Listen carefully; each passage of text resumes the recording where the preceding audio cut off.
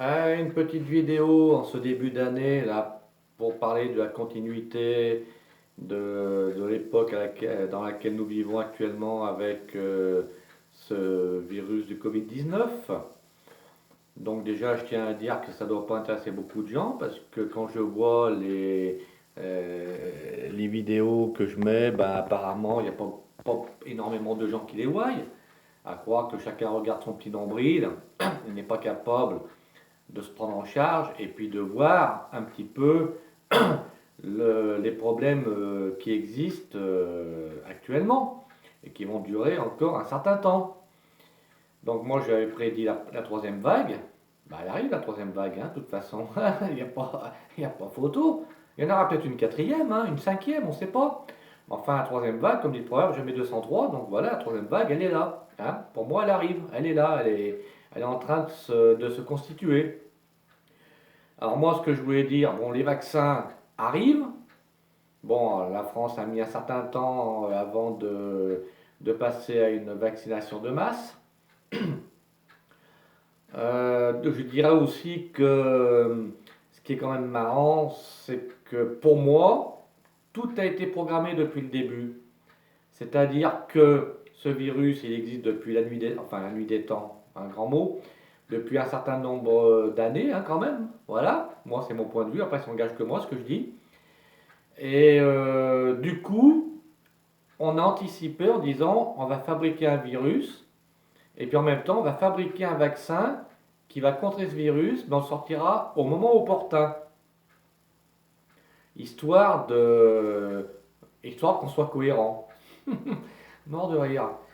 Voilà, mais bon, la cohésion, après, elle est pour ceux qui croient dur comme fer à tout ça, hein, c'est-à-dire à tous ces moutons, à tous ces veaux, à tous ces zombies qui croient tout ce qu'on leur dit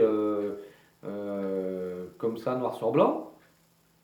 Donc pour moi, ce virus, il existe depuis pas mal de temps, et par conséquent, le vaccin, il a été créé. Alors, on parle des technologies, hein, évidemment. Le temps euh, ayant évolué, il est évident qu'on ne fabrique plus un vaccin maintenant au bout de 3, 4, 5 ans. Pourtant, le vaccin de la grippe, on met pas 3 ou 4 mois à le fabriquer, hein. On met quand même encore un an. Alors, ça me surprend qu'on trouve un vaccin Covid-19, et encore, quand on voit la guéguerre qu'il y a entre les laboratoires, parce qu'il y a plusieurs laboratoires français comme étrangers qui les fabriquent, avec des conditions bien particulières. Les uns faut les mettre à moins 80 degrés, les autres à moins 3, moins 4 degrés, c'est bon. Il y en a qui coûtent 20 euros là, d'autres 3 euros. Je veux dire, c'est d'une incohérence, c'est d'une mafia, et vous tombez tous dans le panneau. C'est ça qui est pire. C'est ça qui est pire. Mais tant mieux pour vous, hein. Après, vous faites votre vie, hein. Plus tard, c'est vous qui en subirez les conséquences, c'est pas moi, hein. Donc, tous ceux qui croient dur comme fer à ce qu'on leur raconte, moi je leur dis, vous êtes des rigolos, des guignols, des bouffons. Voilà, c'est tout ce que vous êtes.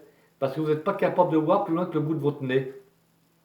Donc, par conséquent, ce vaccin, pour moi, c'est de la foutaise, comme d'autres le disent, hein, je ne suis pas le seul à le dire, mais je le pense aussi et je le dis.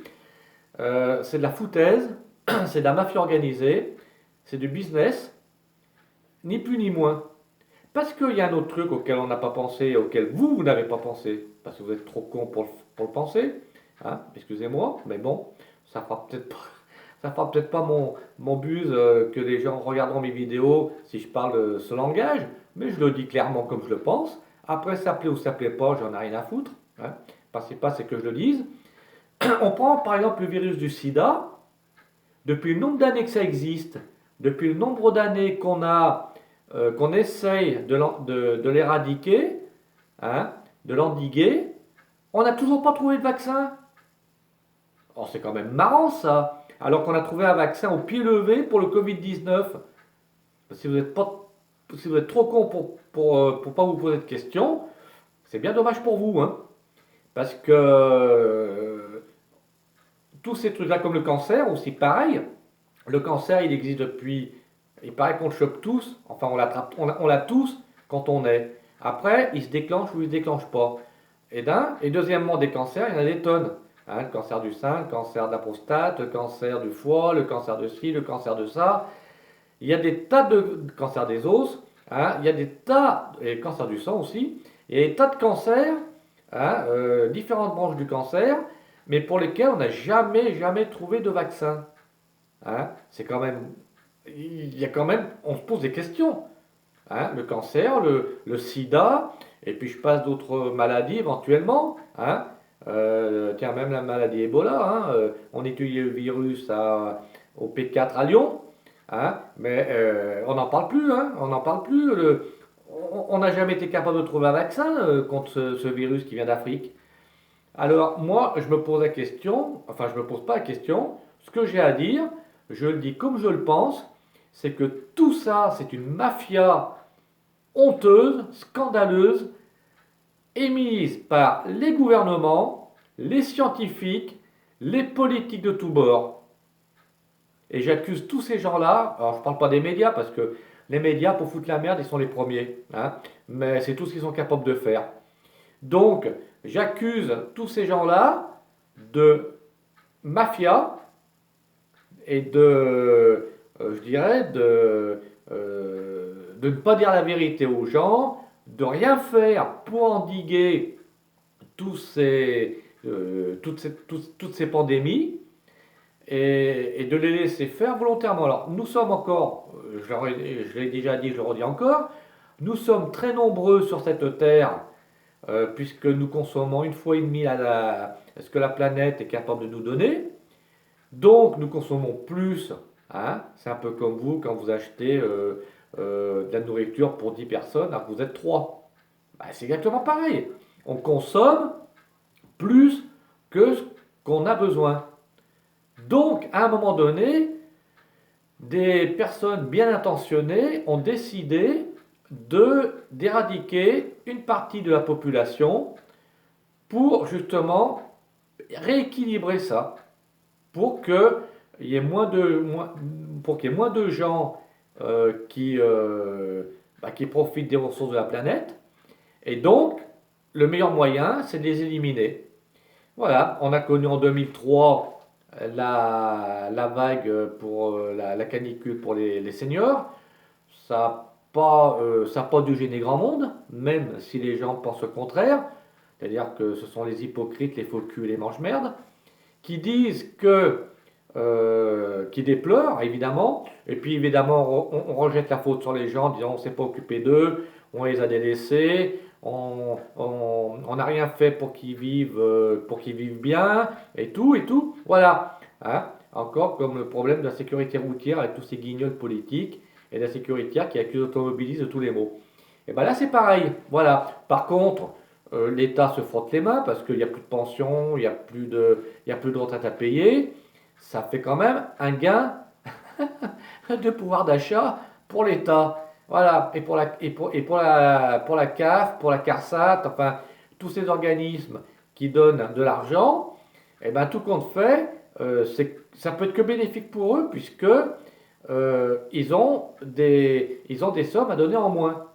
C'est quand même, voilà, c'est scandaleux, tout simplement. Hein, c'est scandaleux. Et pour les virus, c'est pareil. On dit que moi j'ai été pompier pendant 23 ans et j'ai connu enfin en formation, j'ai appris qu'il y avait trois styles de guerre, hein, enfin ou de bombes, comme on veut. Il y avait ce qu'on appelle les bombes NBC. N comme nucléaire, B comme bactériologique, C comme chimique. B comme bactériologique. Tiens, tiens, tiens, tiens. Il n'y a pas que les pays pauvres hein, qui les utilisent, ces bombes bactériologiques. Il y a même des États riches qui les utilisent insidieusement, mafieusement, hypocritement, pour détruire justement une partie de la race humaine pour que sur Terre on soit moins nombreux.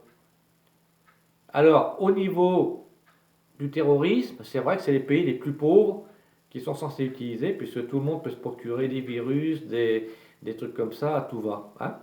par rapport à une bombe nucléaire ou bon, fabriquer de l'uranium, fabriquer des centrales nucléaires, c'est pas donné à tous les pays. Alors que la bombe bactériologique, c'est ce qu'on appelait la bombe du pauvre, mais c'est aussi la bombe du riche, puisque les États riches, civilisés, s'en servent d'une manière insidieuse. Ça n'engage encore que moi, ce que je dis. Moi, je pense qu'il y a beaucoup de personnes qui pensent comme moi. Je suis peut-être une des rares personnes à le dire, mais je le dis. Et je le dis clairement. Donc, jusqu'à quand ça va durer? Ben, jusqu'à ce que les gens ne prennent pas conscience qu'on est en train de les rouler dans la farine, qu'on est en train de leur baiser la gueule. Hein. Et tant que les gens ne refont pas surface et ne réagiront pas à ça, eh bien, ça